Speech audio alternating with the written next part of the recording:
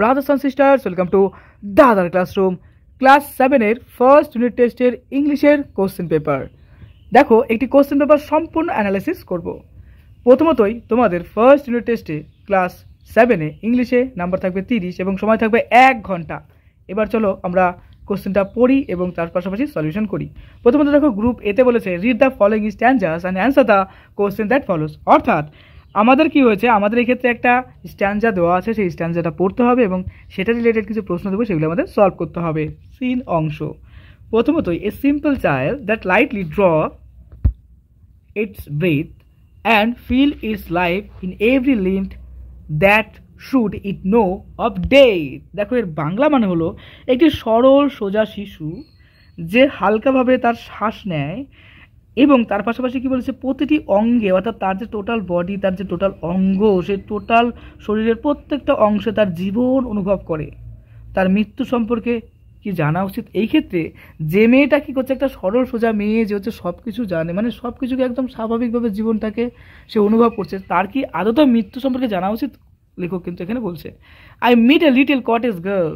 তো লেখক বলছে যে আমি কি হলো যে আমি একটু ছোট্ট কুঠির, মানে কটেজ বলতে কুঠিরের একটি মেয়েকে সাথে দেখা হয়েছিল। শি ওয়াজ 8 years old, যার বয়স হচ্ছে 8 বছর। কি বলেছে দেখো, she said her hair was thick with many a curl that cluster round her head. তারপরে দেখো বলেছে she had a rustic woodland air and she was widely clad. Her eyes were fair and very fair. Her beauty made me glad. এর মানে হলো দেখো বলেছে যে আমি একটি ছোট্ট কুঠিরের মেয়ের সাথে দেখা করেছিলাম, মানে কুঠিরে থাকা একটা মেয়ে, সে 8 বছর বয়সী ছিল। সে বলেছিল তার চুল ঘন ছিল, দেখো তার চুলগুলো ছিল ঘন এবং অনেকগুলো কোঁকড়ানো ছিল তার চুল, যা তার মাথার চারপাশে জড়ো হয়েছিল। তার ছিল গ্রাম্য বনভূমির বাতাস, মানে যে সেখানে থাকতো সেখানে কি ছিল, একটা গ্রাম্য একটা বনভূমির বাতাস ছিল এবং সে বন্যভাবে পরিত ছিল, মানে সে সুন্দরভাবে সেখানে কিন্তু ছিল। তার চোখ ছিল ফর্সা, দেখো দেখো তার তার তার দেখো বলেছে তার তার টোটাল ইনফরমেশন দিচ্ছে যে তার চোখ এবং দেখো সে দেখতে খুব ফর্সা ছিল এবং তার সৌন্দর্য আমাকে আনন্দিত করেছিল। এই হচ্ছে টোটাল এটা গেল, সিন প্যাসেজটা গেল। এবার প্রথমত দেখো যে টিক দ্য কারেক্ট অল্টারনেটিভ, অর্থাৎ আমাদের সঠিক অপশনটা কিন্তু এখানে টিক করতে হবে। প্রথমত দেখো what is the point opinion about children's awareness of death. প্রথমত বলছে দেখো মৃত্যু সম্পর্কে শিশুদের সচেতনতা সম্পর্কে কবির মতামত বলো। তো প্রথম অপশনে রয়েছে যে children should know about death, বাচ্চাদের মৃত্যু সম্পর্কে জানা উচিত, একদম না, এটা কিন্তু কবি বলেনি। তারপর দেখো B number children should not know about death, শিশুদের মৃত্যু সম্পর্কে না জানাটাই উচিত, এটা কিন্তু কবি বলেছে, অর্থাৎ option number B is the correct হচ্ছে। চলে আসছে নেক্সট প্রশ্নতে। দেখো বলেছে 2 number what was distinct about the cottage girl's appearance. এখানে বলেছি কুঠির মেয়েটির চেহারার মধ্যে কি স্বতন্ত্রতা বা কি ইন্ডিপেন্ডেন্স ছিল, কি লক্ষ্য করা গেছিল। তো প্রথমত দেখো বলেছে যে এ নাম্বারে হার স্ট্রেট হেয়ার, অর্থাৎ তার সোজা চুল ছিল, এটা তো একদমই না, এটা তো বলেনি কবিতাতে, তাহলে এটা ভুল হবে। হার থিন হেয়ার, অর্থাৎ তার পাতলা চুল ছিল, এটাও ছিল না। তারপরে দেখো বলেছে হার থিক অ্যান্ড কার্লি হেয়ার, দেখো এখানে বলেছে লাস্টেরটা যে তার চুলগুলো ছিল কিরকম, দেখো ঠিক বলতে ঘন এবং কার্লি বলতে কোঁকড়ানো। আমরা টিকটকে তাই বললাম, অর্থাৎ option number C is the correct. প্রত্যেকটা প্রশ্ন অ্যানালাইসিস করলাম এবং বুঝলাম। Complete the following sentence with information from the text, অর্থাৎ আমাদের টেক্সট থেকে ইনফরমেশন নিয়ে এই যে লাইনগুলো আছে সেগুলো পূর্ণ করতে হবে সেই শূন্যস্থানটা। প্রথম প্রশ্ন দেখা বলেছে according to the poet's a simple child should not know about dash. কবির মতে একটা সরল সোজা শিশুর কোন জিনিসটা জানা উচিত না, অবশ্যই তার মৃত্যু সম্পর্কে জানা উচিত না, তার জন্য লিখবো ডেথ। 2 নম্বর দেখো the cottage girl had a, ওই যে কুঠিরে থাকা মেয়েটির কি ছিল, কি ভাব ছিল, তার মধ্যে কিন্তু একটা সুন্দর ভাব ছিল, যেটাকে আমরা একটু আগে বললাম যে কি তার মধ্যে রাস্টিক এবং উডল্যান্ড একটা কি বলেছে, বলে যে গ্রাম্য এবং উডল্যান্ড বলতে বনভূমি, অর্থাৎ বন্য এবং গ্রাম্য দুটো ভাব ছিল। রাইট টি ফর ট্রু, অর্থাৎ সত্য মিথ্যা নির্ণয় করতে হবে এবং তার পাশাপাশি স্টেটমেন্ট দিতে হবে। প্রথম প্রশ্ন দেখো বলেছে the poet describe the cottage girl as a city girl. তো কবির মতে কবি কি বলেছেন যে কবির কুঠির মেয়েটি শহরের যে মেয়ের হিসাবে বর্ণনা করেছেন, এটা তো মিথ্যা, পাশে ফলস লিখবো। সাপোর্টিং স্টেটমেন্টে the poem describe her as a having a rustic woodland air, কারণ সে তো তা বলেনি, বরং কবি বলেছিলেন যে মেয়েটি একটি গ্রাম্য এবং বনভূমির বাতাস সম্পূর্ণ একটা সুন্দর একটা পরিবেশের অন্তর্গত, সেক্ষেত্রে শহরে বলেনি। 2 নম্বর the poet say that the simple child feels life in every limb. তো বলেছে যে কবি বলেছেন যে সরল শিশুটি প্রতিটি অঙ্গে জীবন অনুভব করতো, অর্থাৎ সে তার বডির প্রত্যেকটা পার্টে জীবন অনুভব করতো। এটা ট্রু, এটা সত্য। তার কারণটা হচ্ছে দ্য পোয়েম স্টেট কী বলেছিল, যে এই যে কবিতাতে আমরা একটা লাইন পড়েছিলাম, and feels it's life in every limb, অর্থাৎ জীবনের শরীরের প্রত্যেকটা অঙ্গে কী করছে, সে জীবন অনুভব করছে।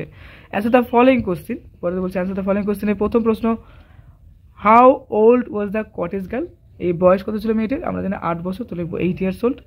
2 নম্বর, what was the poet reaction to the cottage girl beauty, সেই ছোট্ট বাচ্চা মেয়েটির সম্পর্কে, তার সৌন্দর্য সম্পর্কে কবির কী মতামত ছিল। অ্যান্সার বলতে হবে ইট মেড হিম গ্ল্যাড, কবিকে কিন্তু খুব সুন্দর, অর্থাৎ বলতে পারি যে এটি তাকে আনন্দিত করেছিল। Next, read the following passage and answer the question that follows, অর্থাৎ এখানে একটা প্যাসেজ রয়েছে, সেটা পড়তে হবে এবং আমাদের অ্যান্সার করতে হবে। বলেছে দেখো আনসার অংশ, the story of selfless act, অর্থাৎ একটি নিঃস্বার্থ কাজের গল্প আমরা বলবো। As the sun set over the small town of Willow Creek, a fair storm rolled in bringing with its strong winds and heavy rain. বলে দেখো উইলো ক্রিকের ছোট্ট শহরে সূর্য অস্ত যাওয়ার সাথে সাথে একটি প্রচণ্ড ঝড় বয়ে গেল, যার সাথে প্রবল বাতাস এবং প্রবল বৃষ্টিপাত হলো। The street quickly flooded and the residents scram to find shelter, রাস্তাগুলো দ্রুত প্লাবিত হয়ে গেল এবং বাসিন্দারা আশ্রয় খুঁজতে শুরু করলো যে কোথায় তারা আশ্রয় নেবে। Amidst the chaos, a young woman named Sarah saw an elderly man struggling to make his way through the flood waters. তো বলছে যে বিশৃঙ্খলায় যে এই যে প্রবলেম যে চলছিল, যে ঝড় বৃষ্টি, তার মধ্যে সারা নামে একটি কি মেয়ে কী করলো, সারা নামে একজন কী করলো, যে একজন বয়স্ক ব্যক্তিকে বন্যার জলের মধ্যে দিয়ে যাওয়ার জন্য লড়াই করতে দেখেন। মানে সারা দেখলো কি একটা বয়স্ক লোক জলের মধ্যে দিয়ে লড়াই করছে, প্রচণ্ড কীভাবে সে যাবে সেটা দেখলো। Without hesitation she রাশড out into the storm and helped the man to safety। দেখো কি করলো সে, সারা কোনো রকম কিছু চিন্তা ভাবনা করলে না, সারা নামে মেয়েটা কোনো কিছু চিন্তা ভাবনা না করে কি হলো, ডাইরেক্ট তাকে কি হলো বাঁচানোর জন্য চলে গেল। এটা খুব ভালো কাজ। As they waited out the storm together, Sarah learned that the man's name was the George and that he had been on his way to visit his sick wife in the hospital. দেখো এখানে বলেছে দ্বিধা দ্বন্দ্ব কোনো কিছু না ভেবেই কী করলো, সে ঝড়ের মধ্যে দিয়ে ছুটে যান এবং লোকটিকে নিরাপদে নিতে যেতে সাহায্য করে। এবং তারা একসাথে ঝড়ের অপেক্ষা করার সময় তারা জানতে পারেন যে লোকটি নাম হচ্ছে জর্জ এবং তিনি হাসপাতালে তার অসুস্থ স্ত্রীকে দেখতে যাচ্ছেন। তারপরে বলেছে দেখো, moved by his story Sara offer to drive George to the hospital as soon as her storm passed. George was deeply grateful to her kindness and he thanked her for her selfless act। এখানে বলেছে যে তারা একসাথে ঝড়ের অপেক্ষা করার সময় সারা জানতে পারে কি যে তার যে জ্বর যেটা আছে সে হচ্ছে হাসপাতালে যাচ্ছে, তাই না। তারপরে কি করলো, অসুস্থ লোকটাকে দেখার জন্য, তো তারপরে কি করলো যে সারা সমস্ত জিনিসটা বুঝলো শুনলো। তারপরে সারা কি করলো, ঝড় যখন থেমে গেল তার সাথে সাথে জর্জকে হাসপাতালে নিয়ে যাওয়ার প্রস্তাব দেন, যে চলুন তাহলে আমি নিয়ে যাই। এবং জর্জ সারার দয়ার জন্য, মানে সারা যে বললো যে নিয়ে যাব, এবং গভীরভাবে কিন্তু সারাকে থ্যাংক ইউ বললো, কৃতজ্ঞ হলো এবং তার নিঃস্বার্থ কাজের জন্য তাকে কিন্তু অনেক অনেক থ্যাংক ইউ জানালো। এই হচ্ছে বিষয়, অর্থাৎ সারা খুব ভালো কাজ করেছে। নেক্সট, ঠিক দ্য কারেক্ট অল্টারনেটিভ, অর্থাৎ আমাদের সঠিক অপশনটা কিন্তু এখানে রাইট করতে হবে।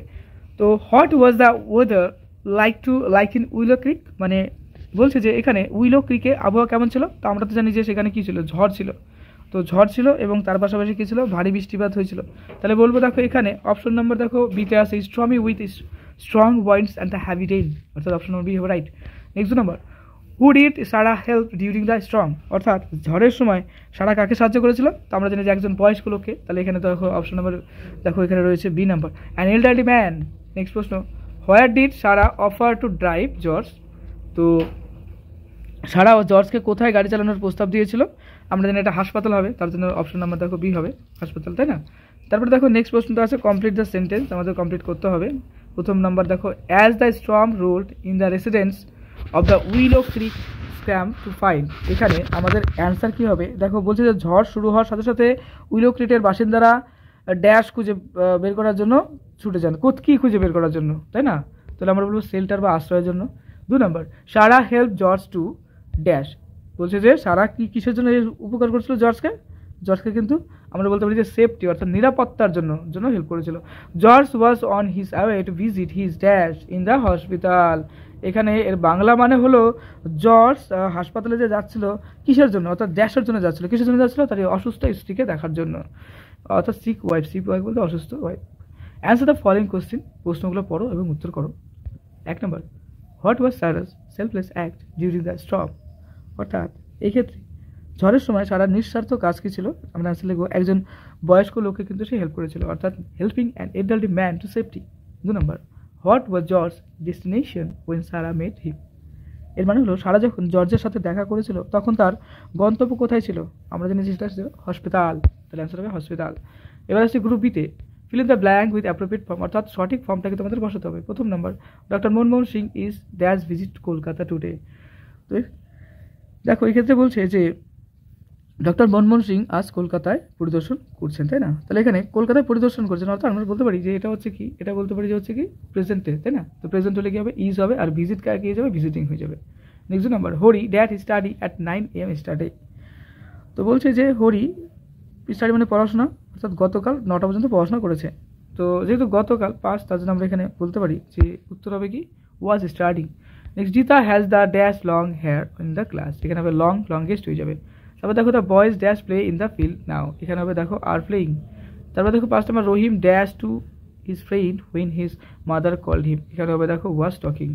নেক্সট আছে দেখো রাইটিং স্কিলের মধ্যে try to write a story that may have here before using the following points. অর্থাৎ আমাদের কি আছে বলতো, এখানে কিছু হিন্স দেওয়া আছে এবং সেই হিন্সের উপর বেস করে আমাদের একটা স্টোরি লিখতে হবে, যেটা 70টা ওয়ার্ডের মধ্যে। নাম্বার আছে দেখো 7। A crow finds meat, flies to a tree. A clever fox sees saws to crow, sing, croc, sing. তারপর বলছে দেখো meat falls, fox takes, crow seed, flies away. এগুলো হচ্ছে আমাদের প্রশ্নের মধ্যে আছে। এবার আমরা একটা অ্যান্সার শিট করব। ফক্স টক্স, ক্র সেট, ফ্লাইস অ্যাওয়ে। দেখো এর বাংলা মানে হলো একটি কাক মাংস খুঁজে পায়, গাছে উড়ে যায়। একটি চালাক শিয়াল দেখে কাককে চল বলে, গান করো বন্ধু, তোমার গান শুনতে খুব ভালো লাগে। কাক গান গায়, মাংস তারপরে কী হয়? কাকের মুখে পড়ে যায়, শিয়াল নিয়ে যায়, কাক দুঃখে উড়ে চলে যায়। এই হচ্ছে টোটাল আমাদের হিন্স। এবার আমরা সুন্দর করে লিখবো অ্যান্সারে। A hungry crow found a piece of meat and flew to a near a tree to enjoy it. একটা ক্ষুধার্ত কাক মাংসের একটা টুকরো পেয়ে তা উপভোগ করার জন্য কাছের একটি গাছে উড়ে গেল। তারপরে এ clever Fox spot it the crow and said, "Oh, your voice must be as beautiful as your promise." এর বাংলা মানে কি বলতো? একটি চালাক শিয়াল কাকটাকে দেখলো, দেখে ভাবলো যে কিভাবে সেই মাংসের পিসটা খাওয়া যায়। সে এটা দেখে একটা বুদ্ধি বানালো মাথার মধ্যে, বানানোর পর বললো, ও তোমার কণ্ঠস্বর কি সুন্দর, কি সুন্দর, তোমার পালকের মতনই কি সুন্দর। ও কাক ভাই, তোমার গলার স্বর সেই ভালো, একদম তোমার পালকের মধ্যে সুন্দর। যাই হোক, মিনিংটাই কেমন, তাই না? দেখো, sing for me the crow proudly sang. ও বন্ধু, তুমি আমার জন্য গান গাবে। তো কাক তো এই কথা শোনার পরে হ্যাপি, খুশি হয়ে গেল, যে সে আবেগে এতটাই আপ্লুত হয়ে গেল, সে গর্বের সহিত গান গাওয়া শুরু করলো। ড্রপিং দ্য মিট, তারপর তার মুখের থেকে কি হলো? মাংস টুকটা পড়ে গেল। The Fox snatch it and ran of. তারপরে দেখো বলেছে যে এই যে শিয়ালটি যেটা ছিল তা ছিনিয়ে নিল, মানে স্ন্যাচ বলতে ছিনিয়ে নিল এবং তারপর বলেছে দেখো ইট অ্যান্ড র্যান অফ, এবং সে দৌড়ালো। Leaving the crow sad and flying away. কাকটি কী করলো? লাস্টে দুঃখে পড়ে গেল, কারণ তার মুখের থেকে তো মাংস টুকটা পড়ে গেছে, তার দুঃখ লাগছিল, কী হলো আমার। তারপরে কী করলো? তারপরে সে ধীরে ধীরে উড়ে চলে গেল। বাস, এটাই কিন্তু আমাদের স্টোরিটা ছিল। তোমাদের ক্লাসে সবথেকে গুরুত্বপূর্ণ, যদি ভালো পড়বে পরীক্ষা দিতে চাও তাহলে অবশ্যই বইভিত্তিক সাজেশনটা ফলো করো। দেখো এর আগে যত টপার আছে ম্যাক্সিমামরা কিন্তু দাদার ক্লাসরুমের বইভিত্তিক সাজেশনটা ফলো করে একটা বেটার রেজাল্ট করেছে। দেখো বইভিত্তিক সাজেশন প্লে লিস্টে যাও, ক্লাস 7-এর ওখানে পেয়ে যাবে প্রত্যেকটা বইয়ের কোন প্রশ্নগুলো মোস্ট ইম্পর্টেন্ট সেগুলো নিয়ে বইভিত্তিক সাজেশন। প্রত্যেকটা সাবজেক্ট, বাংলা, ইতিহাস, ভূগোল সব সাবজেক্ট রয়েছে, বিজ্ঞান অবশ্যই যাও, অঙ্ক সব সাবজেক্ট রয়েছে, সেগুলো ফলো করো আর মন দিয়ে পড়ো। পরীক্ষার জন্য তোমাকে জানাই বেস্ট অফ লাক, খুব ভালো থেকো।